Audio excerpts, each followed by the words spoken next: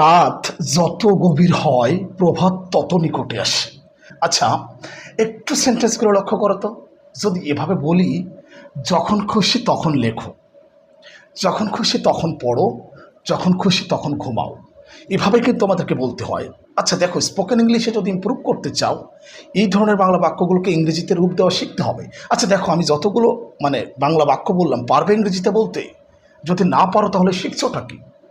তোমার ইংরেজি শেখাটা তুমি ইমপ্রুভ করতে পারছো না। আচ্ছা, ভিডিওটা দেখো, এই ধরনের বাংলা বাক্যগুলোকে ইংরেজিতে কীভাবে রূপ দিতে হবে এই ভিডিওটা দেখো, তাহলে খুব সহজে বুঝতে পারবে। আচ্ছা দেখো, এই যে বলছে, কিন্তু একটা সেন্টেন্স বোঝার চেষ্টা করো। একটা সেন্টেন্স যদি ধরতে পারো, রিয়েলাইজ করতে পারো, তাহলে এইভাবে হাজার হাজার বাংলা বাক্যগুলোকে খুব সহজেই ইংরেজিতে রূপ দিতে পারবে। হ্যাঁ, আমি কথা দিচ্ছি, ছাড় কথা দিচ্ছি।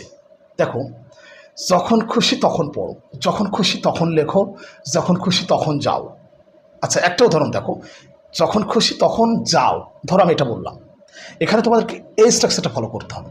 মূল verb plus হোয়েনেভার plus subject plus like. Just এই স্ট্রাকচারটা ফলো করলে এইভাবে হাজার হাজার বাংলা বাক্যকে ইংরেজিতে বলতে পারবে। আচ্ছা, এই ধরনের ভিডিও ভালো লাগলে একটু শেয়ার করে ওদেরকে দেখার সুযোগ করে দিও, আর আমাকে ফলো করতে পারো। আমি নিয়মিতভাবে এরকম ভিডিও তোমাদের জন্য আপলোড দিয়ে যাচ্ছি।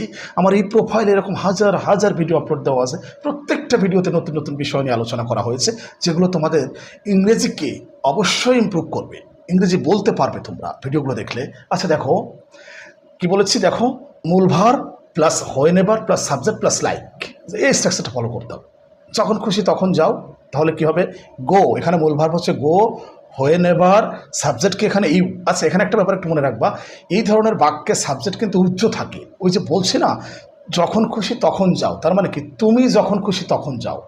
পড়ো যখন খুশি তখন, মানে এই যে তুমি যখন খুশি তখন পড়ো, এরকম ব্যাপারটা কিন্তু সাবজেক্টটা উজ্জ্ব থাকে। কাজে কি হবে দেখো, যখন খুশি তখন যাও, গো হোয়েনেভার ইউ লাইক। যখন খুশি তখন পড়ো, রিড হোয়েনেভার ইউ লাইক। যখন খুশি তখন আঁকো, ড্র হোয়েনেভার ইউ লাইক। আমার মনে হয় বুঝতে পেরেছো, আর উদাহরণ দেওয়ার প্রয়োজন নেই। অর্থাৎ এই স্ট্রাকচারটা অনুশীলন করলেই তোমরা এভাবে হাজার হাজার বাংলা বাক্যগুলোকে ইংরেজিতে বলতে পারবে, এটা আমি বিশ্বাস করি।